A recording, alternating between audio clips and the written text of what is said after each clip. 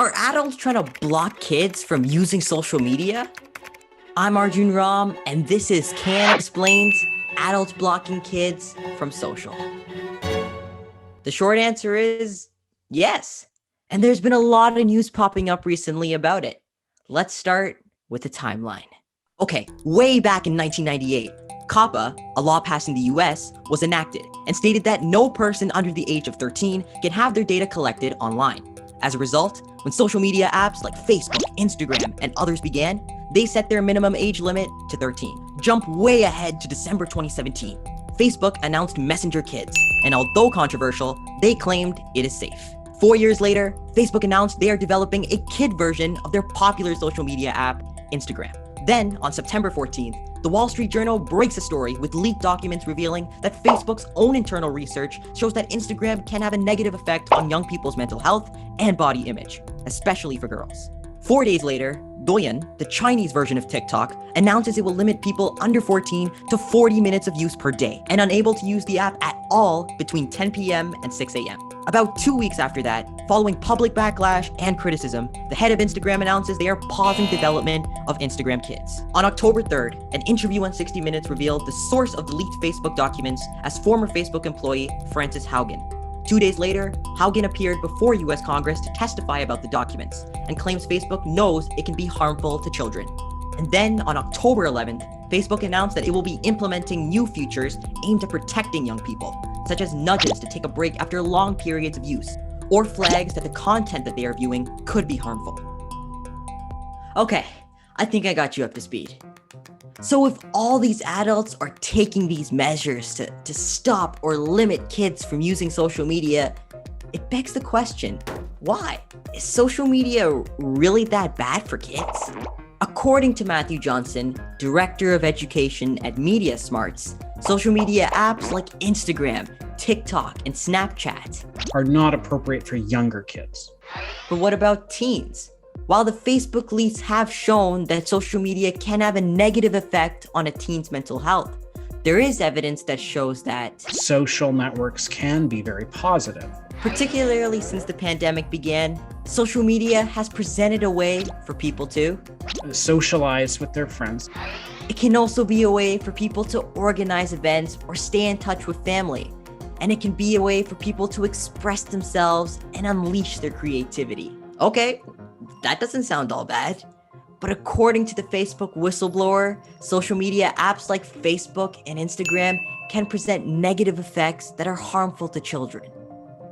In the leaked study, Facebook found that around 1/3 of teen girls said that when they felt bad about their bodies, Instagram made them feel worse. This is where social media can have a negative impact on someone's life when they use it to compare yourself to other people. And the problem is that people's social media accounts are often edited or of selected moments from their life. When you're browsing social, you may not realize that you're looking at the highlight reel of other people's lives.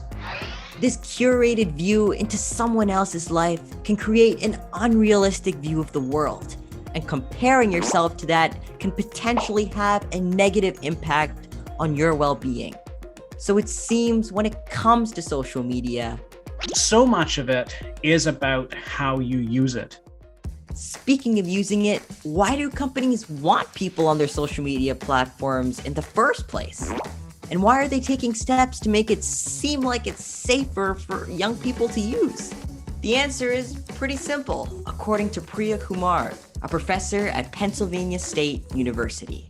At the end of the day, these companies, they exist to make money. Apps like Instagram and the companies that run them want to sustain their user base over time. And a good way to do that is to bring in new users, particularly younger ones. That's why they want to have products to kids. Okay, but how does a larger user base lead to more money for these companies? The more time you spend on social media, the more ads you see, and the more money they make. Makes sense. Lots of businesses make money from selling ads. But for social media apps, this can mean that they aren't necessarily designing their platforms with, children's well-being in mind. Their goal is to keep you on their site or app scrolling through content, making posts, engaging with other people so that they can generate more money. So yeah, Absolutely.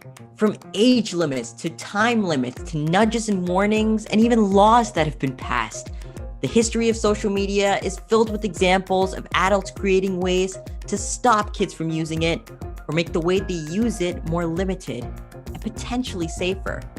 But the debate on whether social media is a good thing for us rages on.